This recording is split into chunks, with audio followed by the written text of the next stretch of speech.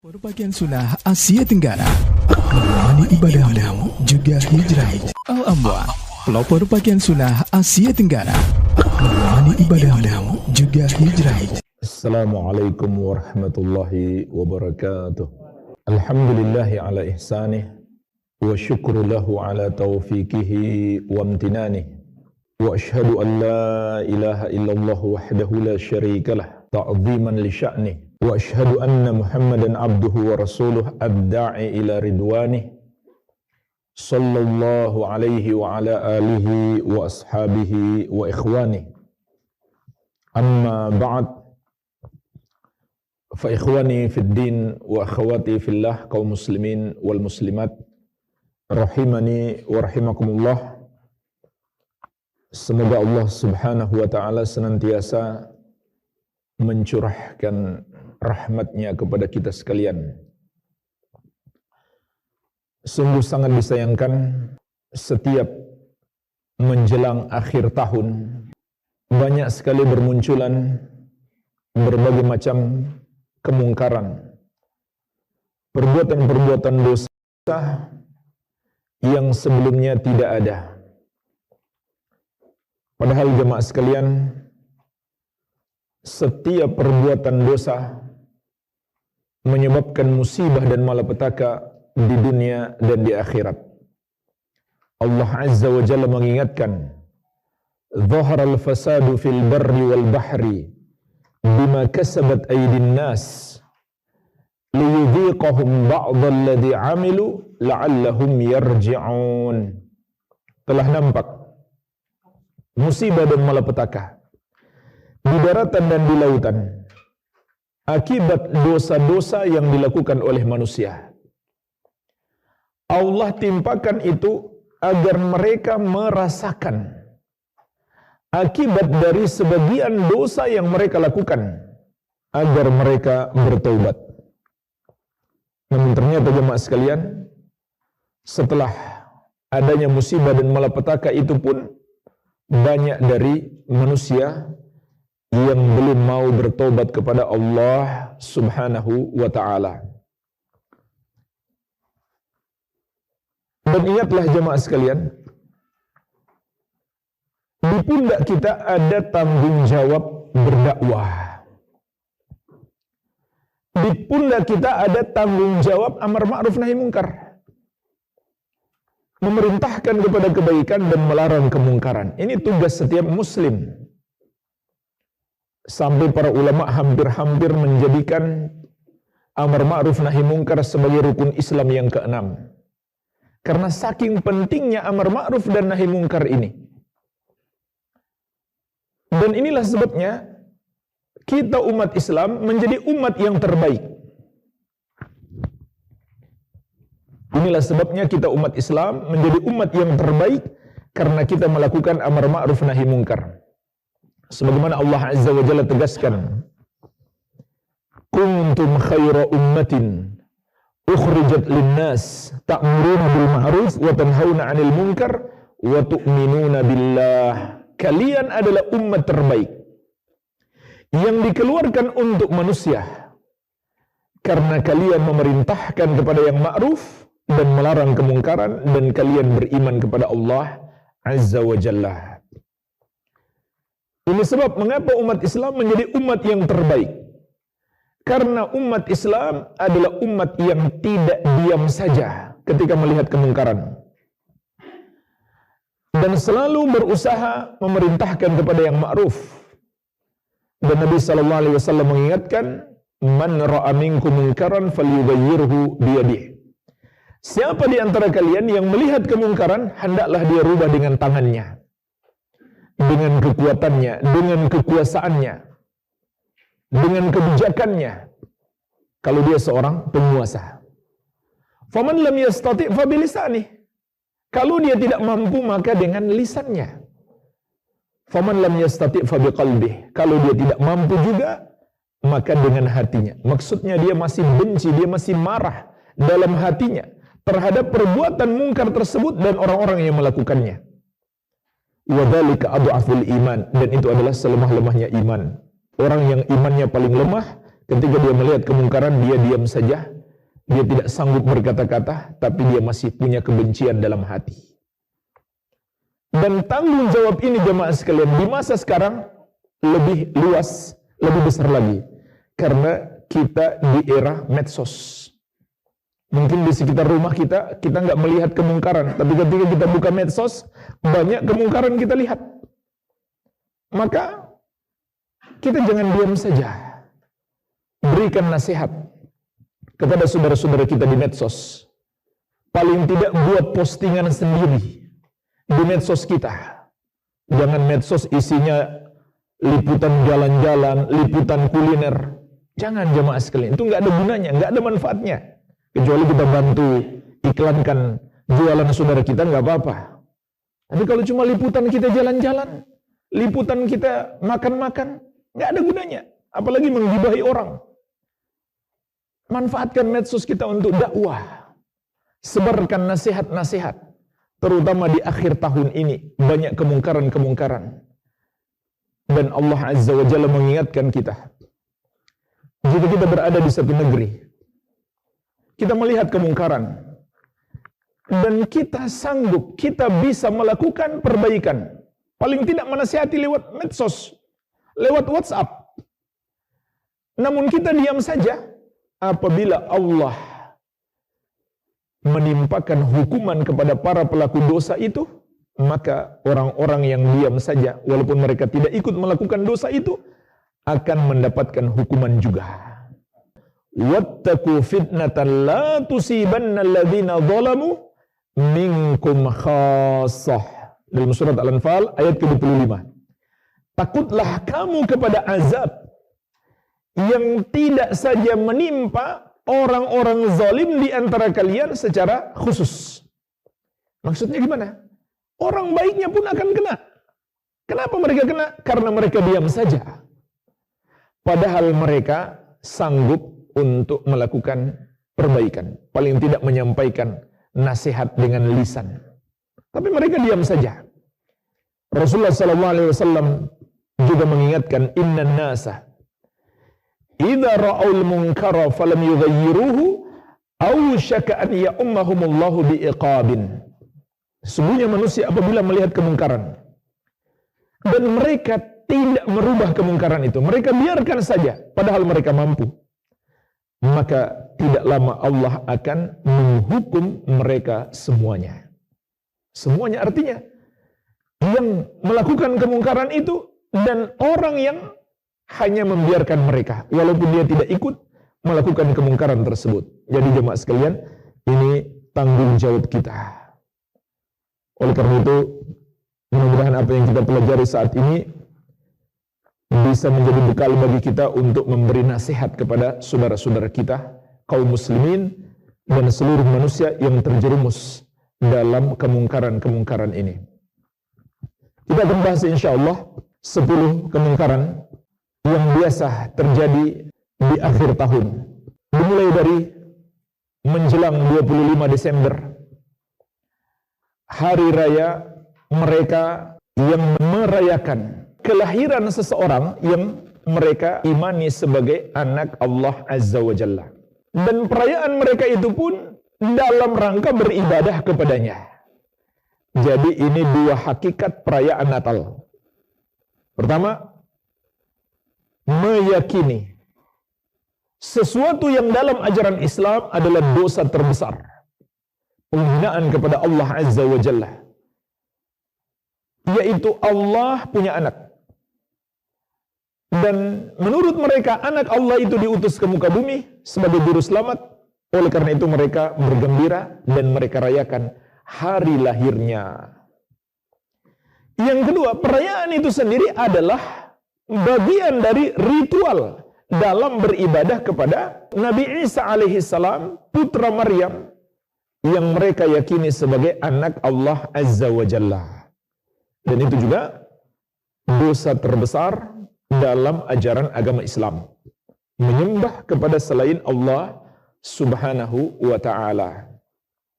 Maka termasuk kemungkaran terbesar dan sampai membatalkan keislaman apabila ada seorang muslim yang meridhoi perayaan tersebut, menyetujuinya, memberikan apresiasi.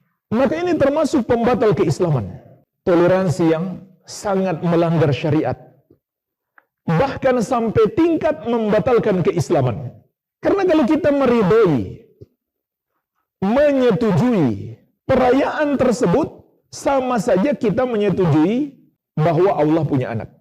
Dan ini berarti mendustakan ayat-ayat Allah Azza wa Jalla yang sangat banyak. Lam yalid wa lam yulad. Allah tidak beranak dan tidak diperanakan. Wa qulil hamdulillahilladzi lam yattakhidh walada. Katakanlah, segala puji bagi Allah yang tidak memiliki anak. Wa qalu ittakhadallahu waladan subhanah. Dan mereka mengatakan Allah memiliki anak, maha suci Allah. Perhatikan jemaah sekalian, dua ayat ini. Pertama, Allah Azza wa Jalla menyuruh kita memujinya. Karena mereka mengatakan Allah memiliki anak. Surat Al-Isra ayat 111. Wa qulil hamdulillahilladzi lam yattakhidh walada. Ucapkan alhamdulillah, segala puji bagi Allah yang tidak memiliki anak. Yang kedua di surat Al-Baqarah ayat 116. Wa qalu takhadallahu waladan subhanah. Dan mereka berkata, Allah yang maha penyayang memiliki anak. Maha suci Allah dari ucapan mereka tersebut. Karena ucapan mereka Allah memiliki anak adalah penghinaan kepada Allah. Maka kita disuruh oleh Allah untuk melakukan yang sebaliknya. Kita puji Allah dengan ucapan alhamdulillah.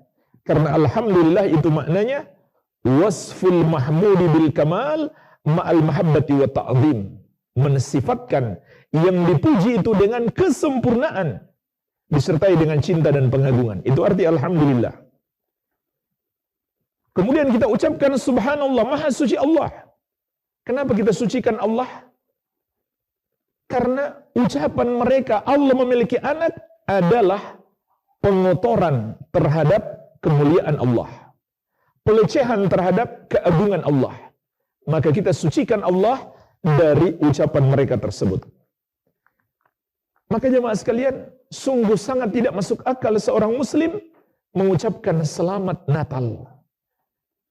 Sementara yang mereka lakukan itu adalah penghinaan kepada Allah.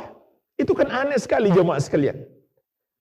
Kalau ada orang yang menghina orang tua kita, lalu pantaskah kita katakan kepadanya, selamat Anda menghina orang tua saya? Tidak mungkin, pasti kita marah. Bagaimana lagi dengan orang yang menghina Allah Azza wa Jalla?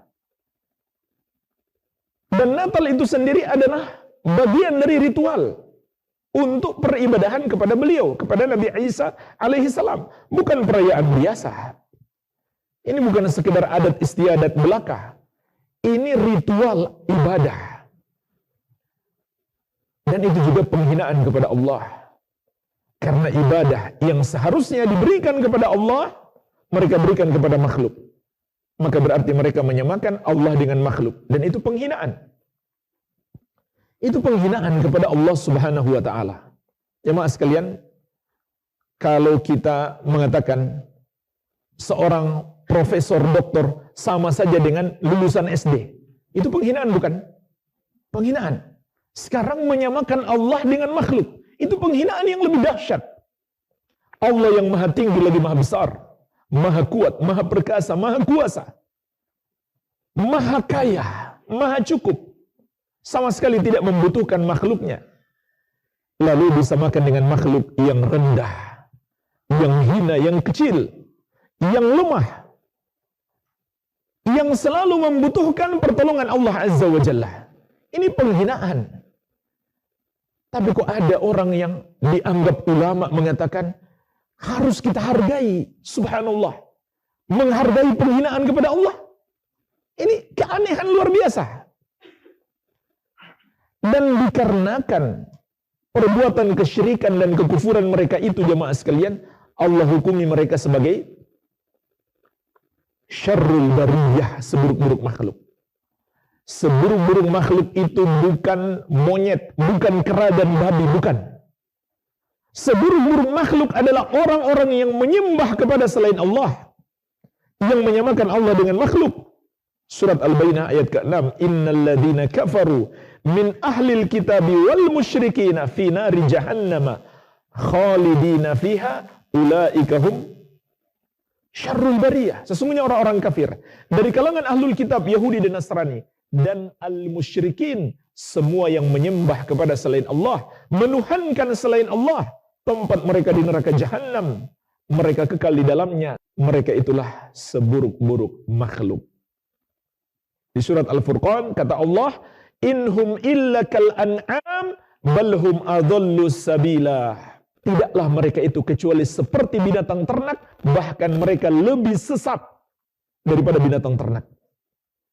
Perbuatan yang menjadikan mereka seburuk-buruk makhluk, yang menjadikan mereka makhluk yang paling hina di hadapan Allah, lalu kita hargai, lalu kita hormati. Aneh tidak itu? Gara-gara perbuatan itu mereka menjadi makhluk yang paling hina. Allah hinakan mereka, tapi kita menghargai perbuatan mereka itu. Yang mengucapkan ulama loh. Maksudnya dianggap ulama, bukan ulama beneran. Kalau ulama beneran semuanya sepakat, tidak ada perbedaan pendapat, haram hukumnya seorang muslim walau sekedar mengucapkan selamat terhadap hari raya orang kafir, apalagi turut serta merayakannya. Ulama beneran sepakat.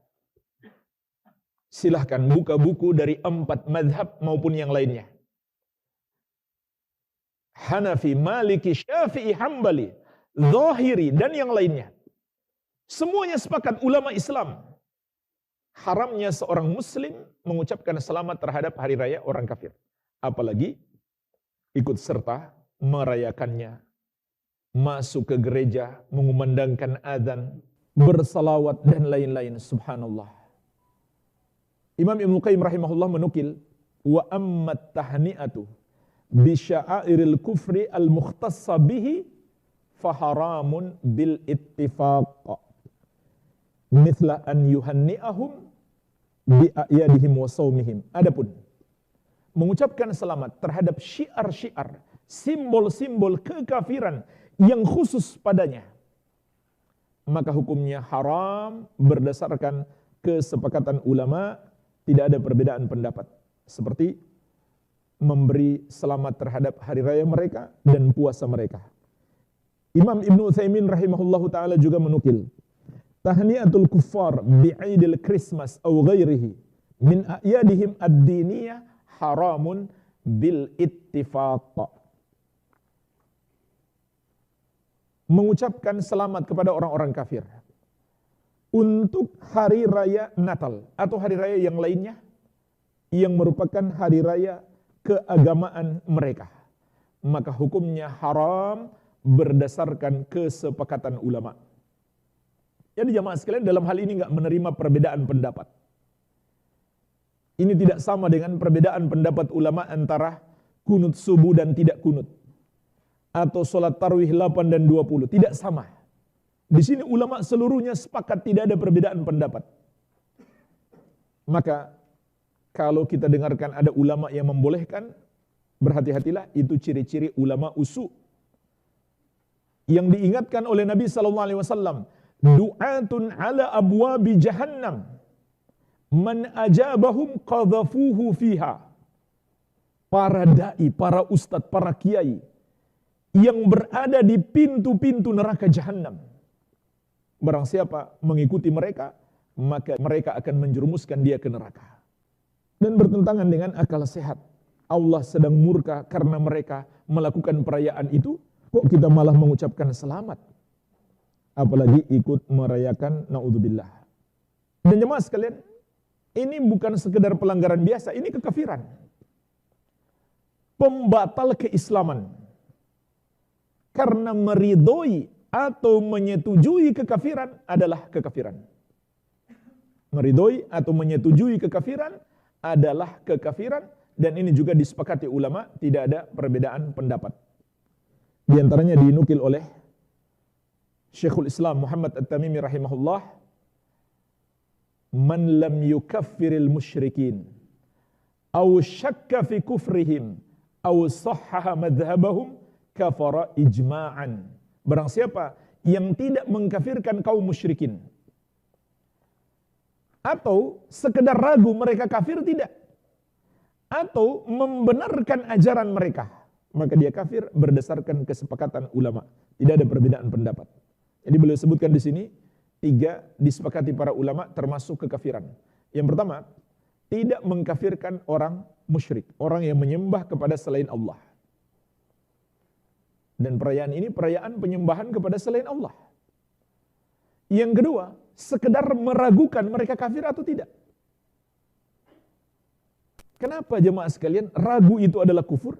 Karena ragu belum menjadi keimanan atau membatalkan keimanan. Sebab iman adalah keyakinan.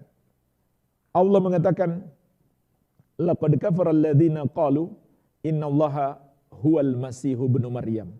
Sungguh telah kafir orang-orang yang berkata Allah adalah Al-Masih Isa putra Maryam. Surat Al-Maidah ayat 72. Kemudian di ayat 73, laqad kafara alladziina qalu innallaha tsalitsu tsalatsa. Sungguh telah kafir orang yang berkata Allah adalah satu dari yang 3, Trinitas. Allah katakan mereka kafir, lalu kita masih ragu, berarti kita tidak beriman kepada Allah. Jadi kekufuran itu bisa jadi dalam bentuk keraguan. Apalagi jelas menolak. Sekedar ragu saja itu sudah membatalkan keislaman. Kemudian yang ketiga, wasahhaha madhhabahum, membenarkan kekufuran atau kesyirikan mereka. Membenarkan ajaran mereka menyembah kepada selain Allah atau mempersekutukan Allah, menduakan Allah, mengatakan Allah punya anak misalkan. Maka ini adalah kekufuran. Ini adalah kekufuran. Berdasarkan kesepakatan ulama, tidak ada perbedaan pendapat. Karena kalau kita meridhoi, menyetujui hal tersebut, berarti kita mendustakan. Lam yalid wa lam yulad. Allah tidak beranak dan tidak diperanakan. Begitu pula kita mendustakan ayat-ayat yang mengkafirkan mereka dan hadis-hadis Nabi sallallahu alaihi wasallam yang begitu banyak, dan juga mendustakan ijma, kesepakatan seluruh ulama. Dan juga mendustakan la ilaha illallah. Sebab kalimat la ilaha illallah terdiri dari 2 bagian. Bagian yang pertama, berlepas diri dari peribadahan kepada selain Allah dan orang-orang yang menyembahnya. Bagian yang kedua, penetapan keimanan hanya Allah yang berhak disembah.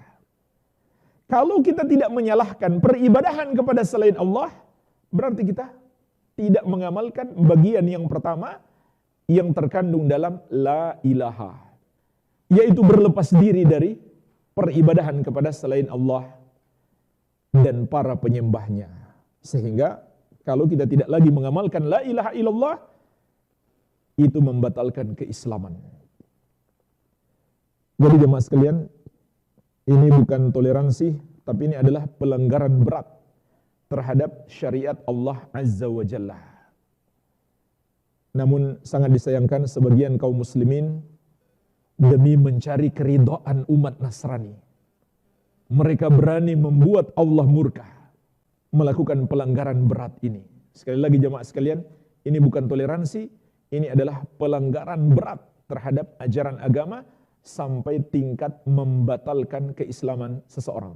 Dan di antara dalilnya adalah surat An-Nisa ayat 140. Allah Azza wa Jalla menegaskan, "Wa qad nazzala 'alaikum fil kitabi an idza sami'tum ayatillahi yukfaru biha wa yustahza'u biha fala taq'udu ma'ahum hatta yakhudu fi haditsin ghairi innakum idzam mithluhum." Sungguh telah diturunkan kepada kalian di dalam Alkitab, apabila ayat-ayat Allah diingkari dan diperolok-olok, maka janganlah kamu duduk-duduk bersama orang-orang yang melakukannya sampai mereka memasuki pembicaraan yang lain. Kalau kamu bersama mereka, kamu kalau begitu sama dengan mereka. Apa arti ayat ini jemaah sekalian? Kalau kita meridhoi kekafiran, maka kita sama dengan mereka. Itu maknanya. Walaupun kita tidak ikut melakukan kekafiran itu, tapi kita meridhoinya, menyetujuinya. Ini bukan sekedar menyetujui loh, memberikan penghargaan, apresiasi dengan mengucapkan selamat.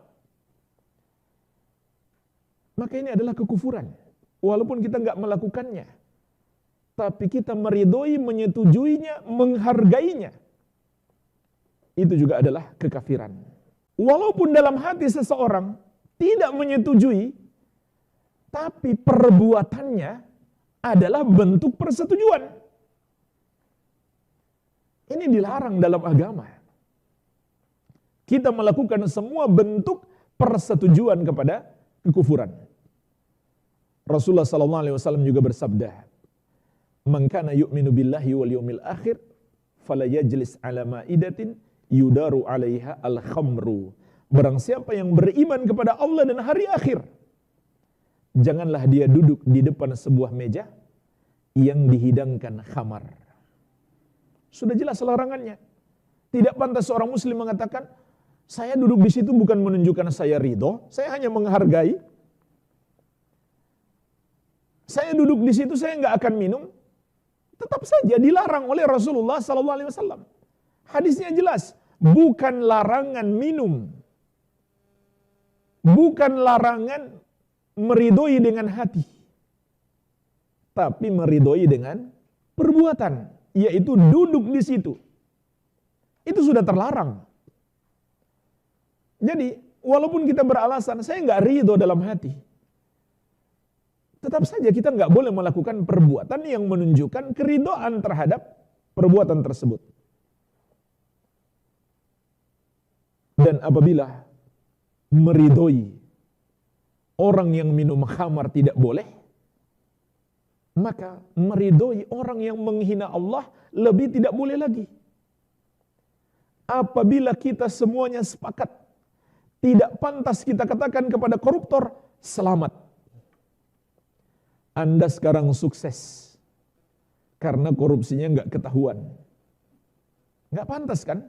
Harusnya kita nasihati dia untuk bertobat kepada Allah Azza wa Jalla.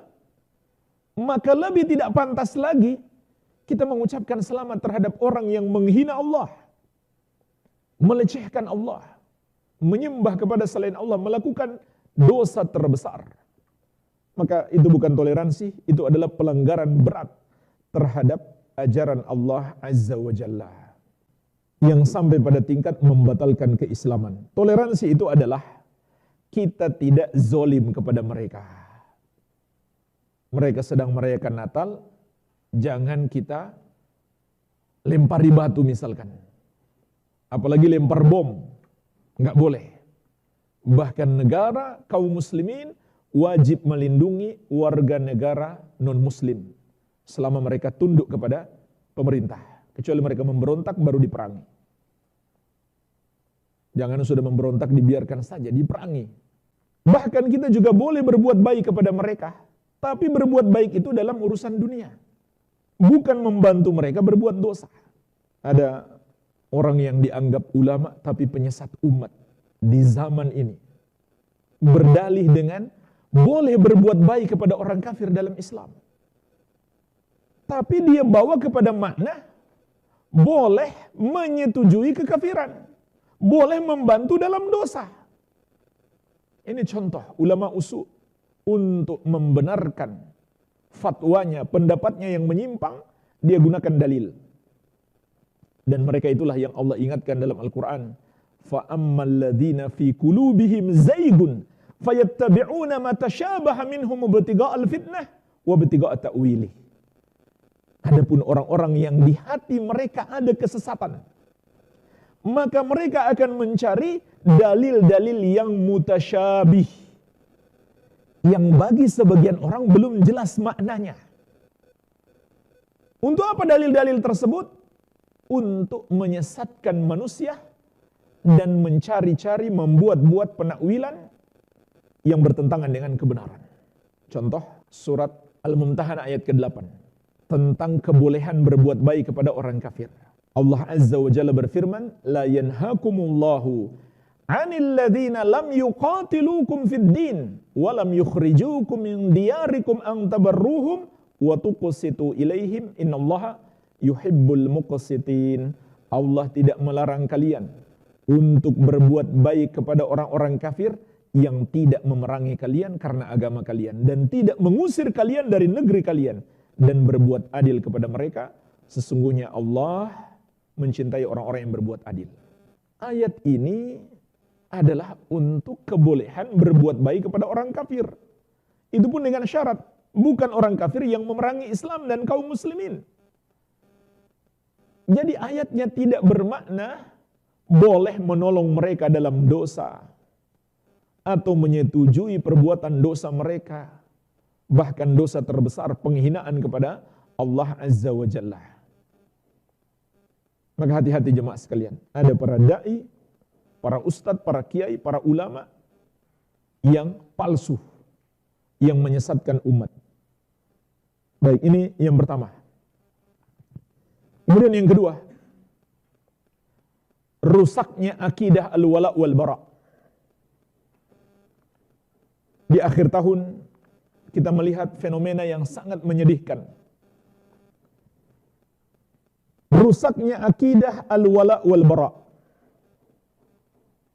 Tidak ada sikap berlepas diri dari orang-orang yang kafir kepada Allah dan dari perbuatan mereka. Malah cenderung mendukung dan menyetujui, atau minimal diam saja, tidak memberi peringatan, tidak memberi nasihat. Maka ini termasuk kerusakan dalam akidah. Syekh Al-Allamah Profesor Dr. Shalih Al-Fauzan hafizahullah ta'ala dalam sebuah risalah khusus beliau yang berjudul Al-Wala wal Bara, beliau menyebutkan di situ 10 bentuk wala kepada orang kafir. Sikap loyal kepada mereka yang telah Allah larang di dalam banyak ayat. Di antaranya di surat Al-Maidah ayat ke-51. Ya ayyuhalladzina amanu la tattakhidul yahuda wan nasara awliya'a ba'duhum awliya'u ba'd wa may yatawallahu minkum fa innahu minhum. Wahai orang-orang yang beriman, janganlah kalian menjadikan Yahudi dan Nasrani sebagai wali-wali kalian. Apa artinya wali, jemaah sekalian? Wali dalam ayat ini maknanya adalah orang yang kita cintai, yang kita serahkan kepadanya sikap loyalitas kita, yang kita jadikan kawan dekat atau orang kepercayaan, yang kita angkat jadi pejabat, yang kita pilih jadi pemimpin. Dan semua yang semakna dengan ini. Itu artinya menjadikan mereka sebagai wali. Maka kata Allah, jangan kamu jadikan Yahudi dan Nasrani sebagai wali-wali kamu. Sebagian mereka adalah wali bagi sebagian yang lain. Kemudian Allah Azza wa Jalla memberi ancaman keras. Wa may yatawallahu minkum fa innahu minhum. Siapa di antara kalian yang menjadikan mereka sebagai wali, bersikap loyal kepada mereka, condong hati kepada mereka, maka dia bagian dari mereka. Ini ancaman berat. Juga bisa sampai tingkat membatalkan keislaman. Karena Allah mengatakan, siapa menjadikan mereka sebagai wali, dia bagian dari mereka. Walaupun ulama menjelaskan, di sini ada rincian, ada 2 tingkatan. Tingkatan yang pertama, apabila dia bersikap loyal kepada orang-orang kafir, atas dasar dia membenarkan agama mereka. Atau sebaliknya, membenci Islam. Maka Islamnya batal, dia sudah sama dengan mereka. Tingkatan yang kedua, apabila dia bersikap loyal kepada mereka karena alasan-alasan duniawi. Seperti mencintai, mengidolakan pemain sepak bola kafir. Maka hukumnya adalah dosa besar. Karena Allah melarang dengan keras dalam ayat ini. Dan ancamannya keras. Namun kalau dia mencintai mereka, mengidolakan mereka, bersikap loyal kepada mereka, bukan karena menyetujui agama mereka, bukan pula karena benci terhadap Islam, maka tidak sampai membatalkan keislamannya. Nah, jemaah sekalian, dalam kitab Al-Wala' wal Bara', Syekh Al-Allamah Profesor Dr. Shalih Al-Fauzan hafizahullah menyebutkan salah satu bentuk loyalitas kepada orang-orang kafir yang ketujuh adalah musyarakatuhum fi a'yadihim au musa'adatuhum fi iqamatiha au tahni'atuhum bimunasabatiha au huduru iqamatiha. Bergabung dengan orang-orang kafir itu dalam perayaan-perayaan mereka, atau membantu mereka dalam merayakannya, atau mengucapkan selamat untuk momen-momen hari raya mereka, atau ikut hadir dalam perayaannya. Ini termasuk loyalitas kepada mereka, baik itu perayaan Natal maupun perayaan Tahun Baru. Tahun Baru 1 Januari itu Tahun Baru orang-orang kafir, bukan Tahun Baru umat Islam. Ini juga memang sesuatu yang sangat disayangkan, kita umat Islam banyak menggunakan penanggalan mereka. Padahal kita punya penanggalan sendiri yang lebih bagus, yang lebih baik. Maka ini termasuk loyalitas kepada mereka. Dan bertentangan dengan sifat-sifat ibadur rahman, hamba-hamba Allah yang maha penyayang, yang Allah sebutkan di surat Al-Furqan ayat 72. Walladzina la yashhaduna zura. Dan hamba-hamba Allah yang maha penyayang itu, mereka tidak menghadiri, tidak ikut menyaksikan az-zura. Di antara makna az-zura ditafsirkan oleh para sahabat adalah a'yadul kuffar, hari raya, hari besar, hari-hari perayaan orang-orang kafir. Jadi baik Natal maupun Tahun Baru itu adalah bentuk loyalitas kepada orang kafir apabila kita ikut merayakannya atau sekedar membantu perayaannya atau ikut menyemarakkannya atau mengucapkan selamat. Ini yang kedua, rusaknya akidah al-wala wal bara. Kemudian yang ketiga, merayakan Tahun Baru itu sendiri juga termasuk bid'ah dalam agama, mengada-ada dalam agama. Kenapa bid'ah jemaah sekalian? Karena hari perayaan dalam Islam itu ditentukan oleh syariat. Kita nggak boleh tambah-tambah. Allah sudah menetapkan Idul Adha dan Idul Fitri.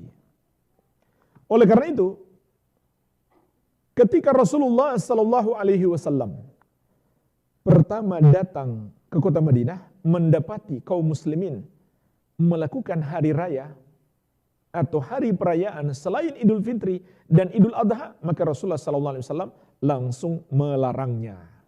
Disebutkan dalam hadis yang diriwayatkan Abu Daud dari Anas bin Malik radhiyallahu anhu, beliau menceritakan, qadima Rasulullah sallallahu alaihi wasallam al-Madinah wa lahum yawmani yal'abuna fihima. Ketika Rasulullah sallallahu alaihi wasallam mendatangi kota Madinah dan penduduk Madinah memiliki 2 hari raya yang mereka bersenang-senang padanya, faqala ma hadzanil yawmani, maka Nabi sallallahu alaihi wasallam bertanya, apa 2 hari raya ini? Qalu kunna nal'abu fihima fil jahiliyah. Ya Rasulullah, mereka mengatakan, ya Rasulullah, kami merayakan ini sejak masa jahiliyah dengan bersenang-senang pada 2 hari raya ini. Faqala Rasulullah sallallahu alaihi wasallam, maka Rasulullah sallallahu alaihi wasallam menegaskan, innallaha qad abdalakum bihima khairan minhuma yaumal adha wa yaumal fitri.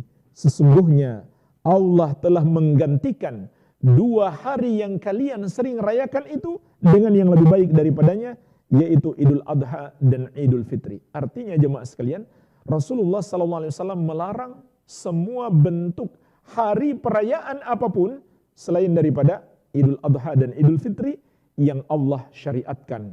Sehingga kalau kita menambah-nambah, ini termasuk bid'ah di dalam agama. Walaupun kita beralasan, ini kan hanya kebiasaan. Tetap saja, Hari perayaan sudah ditentukan oleh syariat. Nggak boleh kita tambah-tambahi, walaupun dengan dalih itu hanya urusan dunia. Karena hari perayaan dalam Islam ditentukan oleh syariat, tidak boleh kita tambah-tambahi, tidak boleh kita kurang-kurangi. Dan masih ada lagi bid'ah yang lain.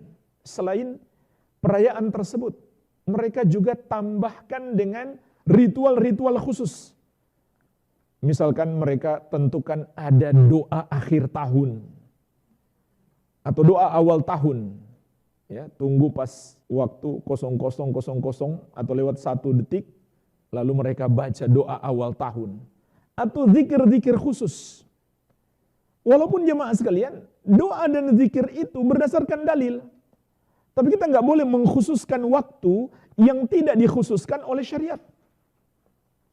Jadi letak bid'ahnya bukan pada lafaz doanya, kalau doanya berdasarkan dalil. Atau lafaz zikirnya. Contoh, zikir la ilaha illallah. Itu sudah jelas. Zikir yang paling afdal. Tapi kita mengkhususkan waktu dibaca di akhir tahun, maka ini tidak ada dalil pengkhususan tersebut. Apalagi sampai mengadakan kegiatan di masjid, mengumpulkan orang. Walaupun dengan alasan supaya mereka tidak hura-hura di luar. Sama saja jemaah sekalian, tetap tidak dibolehkan menandingi perbuatan maksiat dengan perbuatan bid'ah. Dua-duanya adalah pelanggaran syariat. Jadi tidak ada amalan apapun, zikir maupun doa apapun untuk akhir tahun ataupun awal tahun. Jangankan akhir tahun orang-orang kafir, akhir tahun Islam pun nggak ada. Atau awal tahun Hijriah tidak ada amalan khusus. Bahkan penentuan awal dan akhir tahun Hijriah itu nanti setelah Rasulullah SAW wafat. Yaitu di masa Umar bin Khattab radhiyallahu anhu. Itu pun untuk kepentingan penanggalan. Bukan untuk kepentingan perayaan, tidak. Hanya untuk kepentingan penanggalan. Jadi nggak mungkin ada doa awal dan akhir tahun Hijriah. Karena awal dan akhir tahun Hijriah itu baru ditentukan setelah Rasulullah SAW wafat, yaitu di masa Umar bin Khattab radhiyallahu anhu. Apalagi awal dan akhir tahun orang-orang kafir. Dan minimalnya jemaah sekalian, ketika kita melakukan amalan-amalan khusus di malam pergantian tahun itu, walaupun kita tidak bermaksud mengkhususkannya, maka minimalnya itu menjadi pintu kepada bid'ah. Menjadi pintu kepada bid'ah. Karena walaupun kita nggak niat mengkhususkan, orang yang menyaksikan kita, bisa jadi mereka berkesimpulan berarti itu amalan khusus. Berarti ada dalam Islam amalan akhir tahun dan awal tahun. Maka mereka pun terjerumus dalam bid'ah. Jadi bid'ah di sini pada pengkhususan. Walaupun kita nggak mengkhususkan, bisa jadi kita menjerumuskan orang lain dalam bid'ah pengkhususan amalan yang tidak dikhususkan oleh syariat. Kemudian yang keempat, tasyabbuh, menyerupai orang-orang kafir. Ini juga termasuk dosa besar. Dan pintu kepada kesyirikan dan kekufuran. Dan dilarang keras oleh syariat. Rasulullah SAW memberi peringatan keras. Man tasyabbaha biqaumin fahuwa minhum. Barang siapa menyerupai suatu kaum, maka dia bagian dari mereka. Makna bagian dari mereka ini, kalau yang dia serupai adalah kekufuran dan kesyirikan, maka dia bukan lagi seorang muslim. Tapi kalau tidak sampai tingkat kekufuran dan kesyirikan, maka maknanya adalah dosa besar. Dia melakukan perbuatan mereka. Bukan batal Islamnya. Mungkin kalau kita bisa bagi antara Natal dan Tahun Baru, maka Natal itu adalah kekufuran dan Tahun Baru adalah bid'ah mereka. Sehingga kalau ada seorang muslim ikut merayakan Natal, batal Islamnya. Tapi kalau ikut merayakan Tahun Baru, maka dia telah terjerumus dalam dosa besar, berbuat bid'ah, dan juga melakukan tasyabbuh, menyerupai mereka. Jadi bedakan antara menyerupai kekafiran mereka dan dosa yang tidak sampai tingkat kekufuran. Walaupun tidak sampai tingkat kekufuran, itu adalah dosa besar dan pintu kepada kekufuran. Karena Rasulullah SAW memberi peringatan keras, man tasyabbaha biqaumin fahuwa minhum. Barang siapa menyerupai satu kaum, maka dia bagian dari mereka. Disebutkan dalam Fatwa Al-Lajna Ad-Daimah, kumpulan ulama-ulama besar ahli sunnati wal jamaah yang tergabung dalam Dewan Fatwa tetap yang berkedudukan di negeri Al-Haramain, negeri Makkah dan Madinah. Wa idzan dafa ilal 'idi al-mukhtara kaunuhu min a'yadil kuffar fahadha ithmun ila ithmin. Dan apabila hari raya itu adalah yang diada-adakan oleh orang-orang kafir, maka ini adalah dosa di atas dosa. Maksudnya jemaah sekalian, kalau kita merayakan Maulid Nabi Muhammad SAW misalkan, itu sudah termasuk tasyabbuh, menyerupai orang kafir. Yaitu menyerupai mereka merayakan hari lahirnya Nabi Isa alaihissalam, atau hari lahir para pembesar mereka, atau hari lahir mereka sendiri. Umat Islam pun ikut-ikutan dengan merayakan hari lahir Nabi Muhammad sallallahu alaihi wasallam. Cuma bahasanya beda, Maulid. Maulid itu kata lain daripada Natal. Kata lain daripada ulang tahun. Maka ini sudah termasuk tasyabbuh, menyerupai mereka. Bagaimana lagi kalau hari perayaan itu mereka yang ada-adakan, mereka yang buat-buat, maka fahadha ithmun ila ithmin. Ini adalah dosa di atas dosa. Li'anna fi dzalika tasyabbuhan bihim wa naw'a muwalatin lahum. Karena dalam perbuatan itu ada tasyabbuh kepada mereka, penyerupaan kepada mereka, dan termasuk loyalitas kepada mereka. Wa qad nahallahu subhanahu al-mu'minin an tashabbu bihim wa an muwalatihim fi kitabih al-aziz. Padahal Allah Azza wa Jalla telah melarang orang-orang yang beriman menyerupai mereka dan bersikap loyal kepada mereka dalam kitabnya yang agung. Sebagaimana telah kita sebutkan tadi di antara dalilnya surat Al-Maidah ayat ke-51.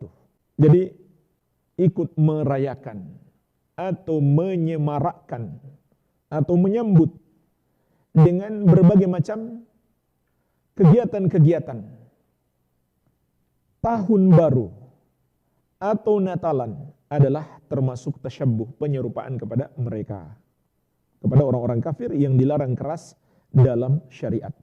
Kemudian yang kelima, kemungkaran yang banyak terjadi terutama di malam tahun baru, yaitu berbagai macam kerusakan akhlak. Berbagai macam kerusakan akhlak. Para wanita membuka aurat, berpesta pora dengan campur baur antara laki-laki dan wanita, berpacaran sampai perzinaan. Dan mohon maaf jemaah sekalian, sangat disayangkan media-media menyebutkan di malam tahun baru, mohon maaf, kondom itu laku keras.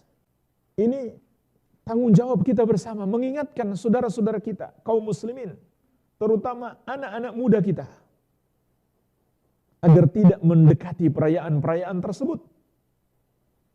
Allah Azza wa Jalla mengingatkan, wala taqrabuz zina innahu kana fahishatan wa sa'a sabila. Janganlah kamu mendekati zina, karena itu adalah perbuatan yang keji dan seburuk-buruknya jalan. Dan jemaah sekalian, adanya perzinaan yang merebak itulah sebab utama terjadinya pandemi yang telah diingatkan oleh Rasulullah sallallahu alaihi wasallam.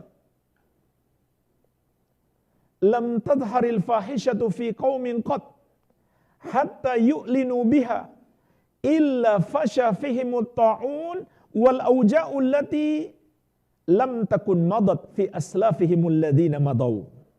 Kata Rasulullah sallallahu alaihi wasallam, tidaklah perzinahan merebak di satu negeri sampai mereka jelas-jelas memperlihatkannya, kecuali akan tersebar di tengah-tengah mereka ta'un, wabah penyakit menular, wal auja'u allati lam takun fi aslafihimul ladzina madaw, dan penyakit-penyakit, wabah-wabah yang belum pernah ada pada generasi mereka yang telah berlalu. Maka berdasarkan hadis ini dan hadis-hadis yang lain dan juga penjelasan para ulama salaf, sebab utama terjadinya wabah penyakit menular itu karena zina. Apakah kita belum mengambil pelajaran jemaah sekalian dengan beratnya pandemi yang kita lalui? Baru saja kita merasakan kelapangan. Harusnya kita bersyukur jemaah sekalian. Harusnya kita bersyukur, semakin takut kepada Allah Azza wa Jalla. Kemudian yang keenam, termasuk kemungkaran yang terjadi adalah pemborosan dan penyia-nyiaan harta. Dengan berpesta porah, mengadakan pesta-pesta. Ini luar biasa jemaah sekalian, harta yang harus mereka keluarkan untuk membayar para pelaku dosa, yaitu para artis dan para penyanyi, untuk membuat acara-acara besar. Ini luar biasa harta yang mereka keluarkan. Begitu pula di masyarakat, mereka membelanjakan harta untuk membeli petasan, bahkan membeli khamar demi pesta mereka, naudzubillah. Atau minimalnya rokok. Itu pesta nggak seru kan kalau nggak sambil merokok. Dan banyak lagi membelanjakan harta pada yang haram. Dan Allah Azza wa Jalla telah mengingatkan, wala tubadzir tabdzira, janganlah kalian berlaku boros. Innal mubadzirina kanu ikhwana syayatin, sesungguhnya orang-orang yang boros itu adalah saudara-saudaranya setan. Surat Al-Isra ayat 26-27. Kemudian di surat Al-A'raf ayat 31, wa kulu washrabu wa la tusrifu innahu la yuhibbul musrifin, makan dan minumlah kamu dan jangan kamu berlebih-lebihan, sesungguhnya Allah tidak mencintai orang yang berlebih-lebihan. Kalau dalam hal yang mubah saja jamaah sekalian, kita nggak boleh berlebih-lebihan. Apalagi membelanjakan harta kita untuk yang haram, untuk pesta pora yang haram, membayar orang untuk mengajak orang lain berbuat dosa, yaitu para artis. Dan bayangkan jamaah sekalian, betapa banyak sekolah-sekolah yang butuh bantuan. Betapa banyak para guru, terutama di daerah pedalaman, yang gajinya itu jauh dari kebutuhannya. Ada yang honornya 300.000 per bulan jamaah sekalian, itu pun terima per 3 bulan. Sementara para artis perusak bangsa ini dibayar berapa coba sekali manggung? Puluhan juta, mungkin ratusan juta. Itu baru artisnya, belum EO-nya, belum pembawa acaranya, dan lain-lain. Ini kebodohan. Kebodohan jemaah sekalian. Termasuk juga kebodohan menghargai para atlet secara berlebih-lebihan. Sementara para guru tidak dihargai seperti itu. Para atlet, dia berprestasi, dia merasakan manfaatnya, tapi orang lain nggak terlalu bermanfaat. Cuma kebanggaan semu dan bahkan fanatisme jahiliyah. Fanatisme terhadap klub-klub sepak bola itu fanatisme jahiliyah. Bangga karena kita punya tim hebat sepak bola. Fanatisme berlebihan. Dan menghabiskan uang negara. Atau uang pemerintah daerah. Coba kalau dibuat sekolah, dibantu guru-guru. Betapa banyak guru-guru yang membutuhkan bantuan ini. Kok dikasih kepada pemain yang berlebihan? Sampai miliaran, kasih rumah, kasih mobil. Bukan saya iri ya. Cuma itu berlebihan. Fanatisme seperti itu fanatisme jahiliyah. Tidak boleh fanatisme seperti itu. Bahkan kepada apapun. Kita nggak boleh fanatis kecuali kepada Islam. Tidak ada yang patut kita banggakan. Apakah itu suku, bangsa, negara, apalagi cuma klub sepak bola, selain daripada Islam. Membanggakan selain Islam adalah fanatisme. Itu yang disebut al-fakhru bil ahsab. Kata Rasulullah SAW ketika beliau menjelaskan tentang 4 perkara jahiliyah, yang nomor 1 adalah al-fakhru bil ahsab. Membanggakan kesukuan, kedaerahan, kenegaraan, dan membanggakan apapun selain Islam. Itu adalah termasuk jahiliyah dan kebodohan. Apalagi nonton di masjid, jamaah sekalian. Ini sangat disayangkan. Rasulullah SAW mengatakan, innama hiya lidzikrillah. Masjid-masjid itu hanyalah untuk berzikir kepada Allah, wassalati, dan melakukan salat, wa qiraatil Quran, dan membaca Al-Quran, bukan untuk urusan dunia. Tidak pantas kita mengadakan nonton bersama di masjid, walaupun di halaman masjid. Karena masjid itu dibangun untuk urusan akhirat, bukan untuk urusan dunia. Ditambah lagi itu menyelisihi amanah orang-orang yang memberi wakaf untuk masjid. Orang-orang yang bersedekah untuk masjid. Mereka sedekah untuk urusan akhirat, bukan dipakai untuk urusan dunia. Makanya jemaah sekalian, kan kita dilarang jual beli di masjid. Bahkan kita boleh mendoakan supaya merugi orang yang melakukan jual beli di masjid. Padahal jual beli itu sesuatu yang kita butuhkan. Itu pun dilarang dalam syariat kalau dilakukan di masjid. Apalagi nonton sepak bola yang kita nggak butuhkan, yang merugikan waktu kita. Ini aneh sekali. Sangat disayangkan para DKM demi menyenangkan jamaahnya mengadakan nobar sampai di masjid. Belum lagi kalau sudah jelas para pemain sepak bola itu membuka aurat. Tidak menutup aurat dengan benar. Tidak menutup sampai ke lutut mereka. Kita datang ke masjid, kita semua tutup aurat, jemaah sekalian. Di antara sebabnya untuk memuliakan masjid. Kok gambar orang buka aurat ditampilkan di masjid? Belum lagi kalau ada reporternya mungkin perempuan lagi buka aurat, nggak pakai jilbab. Atau penontonnya diambil gambarnya wanita buka aurat, tampil di masjid. Belum lagi kalau mereka teriak-teriak, belum lagi kalau mereka tawuran. Itu pelanggaran-pelanggaran syariat nggak sepatutnya ditampilkan di masjid. Jadi kita seringkali menyia-nyiakan harta kita pada hal-hal yang mengandung maksiat kepada Allah. Padahal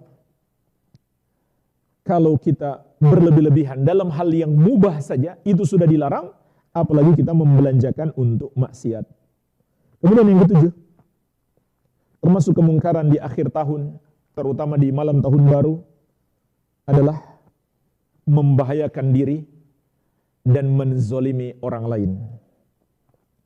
Menzolimi orang lain dengan menyalakan kembang api misalkan, atau petasan, atau dengan suara-suara gaduh, pesta pora, nyanyian, dan musik. Dan soal kembang api dan petasan ini sudah banyak terjadi kebakaran. Bahkan seperti bom besar meledak. Karena saking banyaknya petasan di rumah tersebut. Maka ini sering terjadi.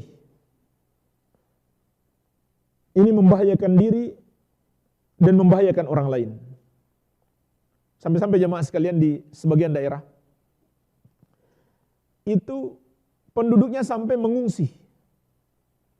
Khusus malam itu. Pergi ke daerah yang sepi. Apalagi yang punya anak kecil. Karena mereka akan berpesta menyalakan petasan dan berbagai macam keributan, kegaduhan. Ini kedoliman jemaah sekalian. Kalau 1-2 orang yang kita zolimi itu sudah bahaya besar. Bagaimana lagi kalau kita menzolimi orang sekampung? Apalagi kalau misalkan bikin panggung memblokir jalan. Hanya untuk acara maksiat. Ini dosanya lebih besar lagi. Orang yang pergi berjihad saja jamaah sekalian. Mereka berjihad beneran di jalan Allah. Kalau mereka menzolimi manusia, maka itu bisa menghilangkan pahala jihad mereka. Ini peringatan Nabi SAW kepada para mujahid terbaik, para sahabat beliau, radhiyallahu taala anhum ajma'in. Kata beliau SAW, "Man qata'a tariqan aw dayyaqa manzilan fala jihadalahu." Barang siapa memutus jalan, membuat orang sulit lewat, atau menyempitkan perumahan, maka tidak ada jihad baginya. Ini mau berjihad beneran loh. Bukan seperti yang dilakukan para teroris. Bukan aksi demonstrasi. Aksi demo itu bertentangan dengan syariat. Kalau mereka membuat orang sulit lewat, atau menyempitkan satu kompleks perumahan, maka pahala jihad mereka hilang. Bagaimana lagi mereka blokir jalan orang sekampung, atau membuat macet di jalan-jalan utama. Tentu dosanya lebih besar lagi jemaah sekalian. Dan mereka lakukan itu bukan untuk ibadah. Kalau untuk ibadah saja menghapuskan amal ibadah mereka, bagaimana lagi kalau untuk maksiat? Tentu dosanya lebih besar lagi. Dan Rasulullah SAW mengingatkan, "Atadruna mal muflis?" Tahukah kamu siapa orang yang bangkrut itu? Qalu al-muflisu fina man la dirhama wala mata. Sahabat menjawab, "Ya Rasulullah, orang yang bangkrut itu adalah yang tidak punya dirham, tidak juga punya harta." Maka Rasulullah SAW mengatakan, tidak, bukan itu yang aku maksudkan. Innal muflisa min ummati ya'ti yaumal qiyamah bi sholatin wa siyamin wa zakatin. Sesungguhnya umatku yang bangkrut itu adalah yang datang menghadap Allah kelak di hari kiamat dengan solatnya, puasanya, dan zakatnya. Dia dulu di dunia rajin solat, rajin puasa, rajin zakat, rajin melakukan amal-amal kebaikan. Namun bersamaan dengan itu, wa ya'ti qad syatama hadza. Dia pun datang dalam keadaan dulu di dunia pernah mencaci si fulan. Sama saja mencaci di dunia nyata maupun di dunia maya di medsos. Ini musibah di zaman sekarang. Orangnya kalau kita ketemu langsung, diam-diam saja. Tapi di medsos seperti harimau lapar. Nantang-nantang orang. Mencaci maki orang. Wa qadhafa hadza. Dia pun menuduh orang dengan tuduhan dusta. Wa akala mala hadza. Dia memakan harta orang dengan cara yang batil. Wa safaka dama hadza. Dia menumpahkan darah orang, menghilangkan nyawa orang. Wa daraba hadza. Dan memukul orang. Jadi maksudnya dia menghadap Allah dengan amal-amal kebaikannya, bersamaan dengan itu dia pun menzalimi orang. Maka apa yang terjadi? Fayu'ta hadza min hasanatihi wa hadza min hasanatihi. Kebaikan-kebaikan yang dia lakukan itu diberikan kepada orang-orang yang pernah dia zalimi sebagai balasan, sebagai pembayaran terhadap mereka, atau untuk menutupi kerugian mereka. Bagaimana kalau enggak cukup? Kezalimannya terlampau banyak. Sekali bikin pesta memblokir satu kelurahan jemaah sekalian. Amalannya cuma khusus untuk satu orang saja sudah habis. Bagaimana untuk satu kelurahan? Maka apa yang terjadi? Kata Nabi SAW, fa in faniyat hasanatuhu qabla an yuqdama alaih ukhidha min khatayahum faturihat alaih summa turiha finnar.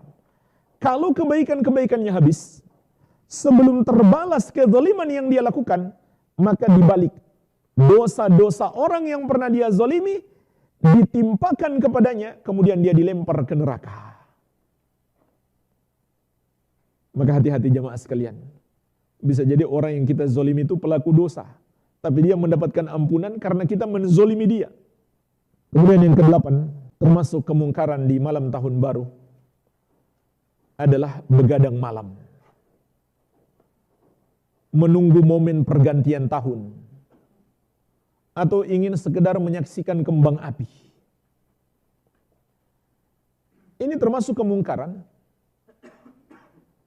Dan begadang malam itu jemaah sekalian minimalnya makruh. Kalau tidak ada sebab yang dibolehkan oleh syariat. Hadis Abu Barzah radhiyallahu anhu, beliau mengatakan, anna Rasulullah sallallahu alaihi wasallam kana yakrahu nauma qabla al-isya wal hadis ba'daha. Rasulullah sallallahu alaihi wasallam tidak suka tidur sebelum isya, tidak suka pula ngobrol-ngobrol setelahnya. Beliau hanya ngobrol sebentar yang perlu, lalu beliau langsung tidur supaya bisa bangun sholat tahajud. Kecuali ada hal-hal penting, mungkin kita menghadiri majelis ilmu atau ada tamu dari jauh, tidak masalah. Tapi kalau cuma untuk menunggu pergantian tahun, atau ingin menyaksikan kembang api, atau ingin makan jagung, kenapa nggak makan aja lalu tidur? Makan jagung saja menunggu jam 12 malam. Maka ini minimalnya makruh. Dan yang paling berbahaya jemaah sekalian, gara-gara begadang malam, nggak sholat subuh. Atau kaum laki-laki nggak sholat subuh berjamaah. Atau kelewat waktu sholat subuh. Kalau masih sholat, alhamdulillah. Kalau nggak bagaimana? Meninggalkan sholat adalah kekufuran.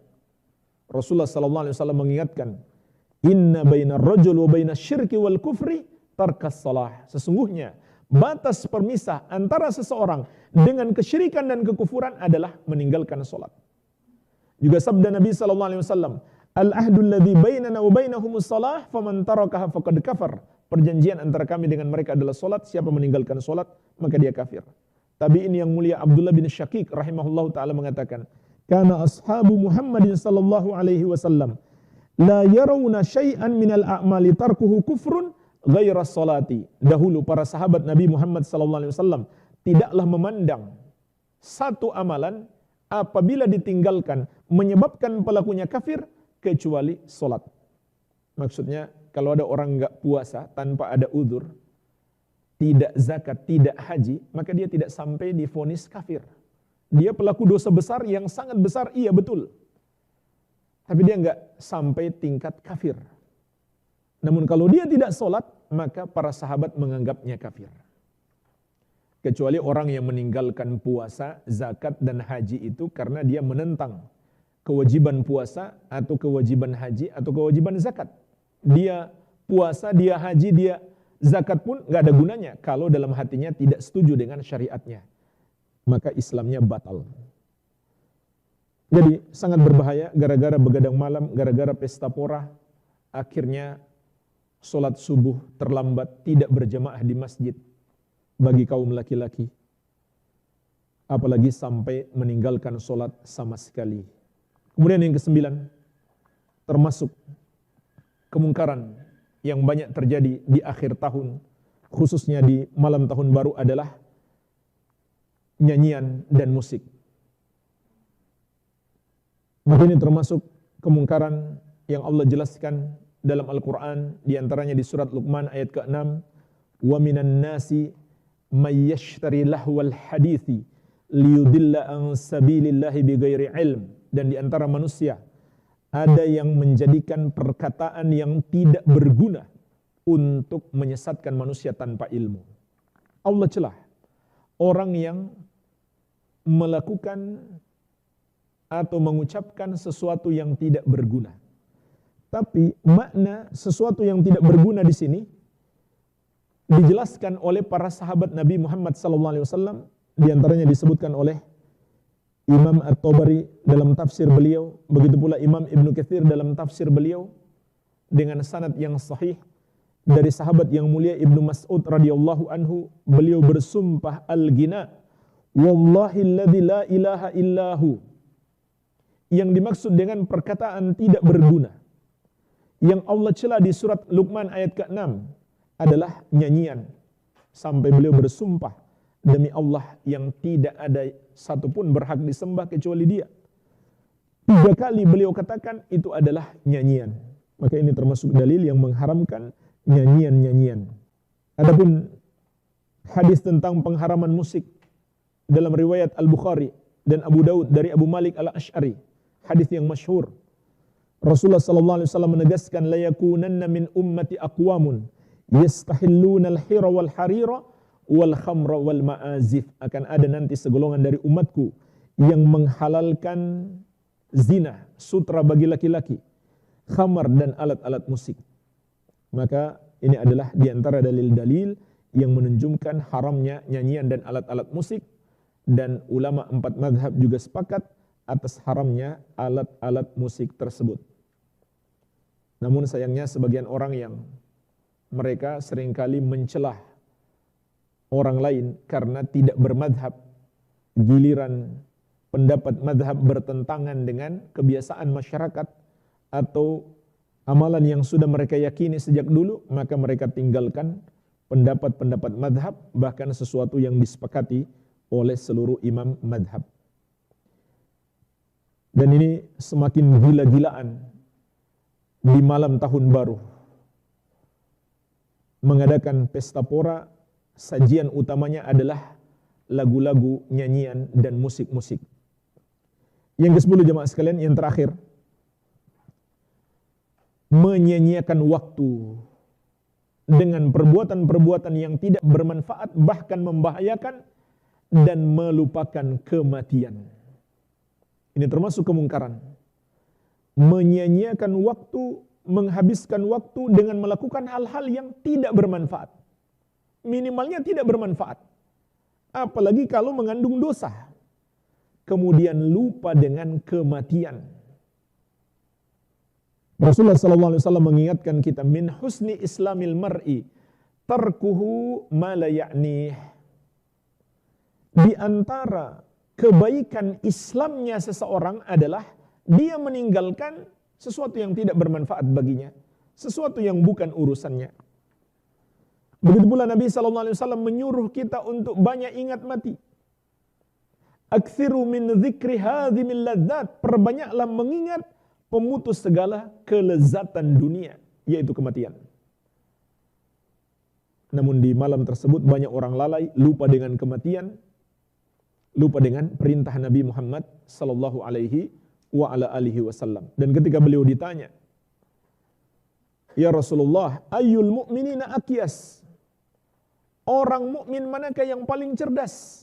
Maka Rasulullah sallallahu alaihi wasallam menjawab, "Aktsaruhum lil mauti dzikra wa ahsanuhum lima ba'dahu istidadan ulaikal akyas."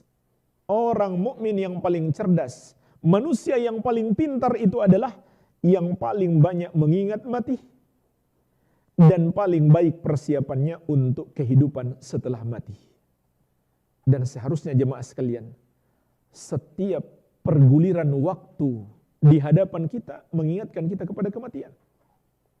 Bukan membawa kita merayakan, berpesta pora. Seharusnya mengingatkan kita kepada kematian. Karena waktu terus bergulir, berarti kematian kita semakin dekat. Dan bagaimana kalau kita sedang berpesta pora, sedang merayakan, atau minimalnya melakukan hal yang tidak bermanfaat, lalu datang malaikat mencabut nyawa kita. Rasulullah SAW mengingatkan, innamal a'mal bi khawatimiha, amalan-amalan manusia tergantung penutupannya. Artinya bagaimana nasib kita setelah mati bergantung pada kematian kita. Apakah husnul khatimah ataukah su'ul khatimah? Maka kita harus takut, jangan sampai kita sedang melakukan perbuatan yang mungkar, ternyata itulah akhir kehidupan kita. Sebagaimana Nabi SAW mengingatkan, innal abda la ya'malu bi amali ahlil jannah hatta ma yakunu bainahu wa bainaha illa dhira' fayasbiqu alaihi alkitab fayamalu bi amali ahlin nar fayadkhuluha. Sesungguhnya seorang hamba melakukan amalan penghuni surga sampai tidak ada lagi jarak antara dia dengan surga kecuali 1 hasta. Artinya enggak lama lagi dia mati. Namun dia telah didahului oleh takdir Allah. Dia pun melakukan amalan-amalan penghuni neraka. Maka dia mati di atas amalan tersebut sehingga dia masuk neraka, wal'iyadzubillah. Walhamdulillah, ini ringkasan 10 kemungkaran yang biasa terjadi menjelang akhir tahun maupun di malam pergantian tahun. Semoga Allah Azza wa Jalla menyelamatkan kita darinya, dan hendaklah kita mengingatkan saudara-saudara kita dari kemungkaran-kemungkaran tersebut. Semoga bermanfaat. Lebih dan kurangnya saya mohon maaf. Wabillahi taufik. Subhanakallahumma wa bihamdik. Asyhadu an la ilaha illa anta astaghfiruka wa atubu ilaik. Wa sallallahu ala nabiyyina Muhammadin wa alihi wasallam. Wa akhiru da'wana anil hamdulillahi rabbil alamin. Wassalamualaikum warahmatullahi wabarakatuh. Al-Amwan, pelopor pakaian sunnah Asia Tenggara, menemani ibadahmu juga hijrah. Al-Amwan, pelopor pakaian sunnah Asia Tenggara, menemani ibadahmu juga hijrah.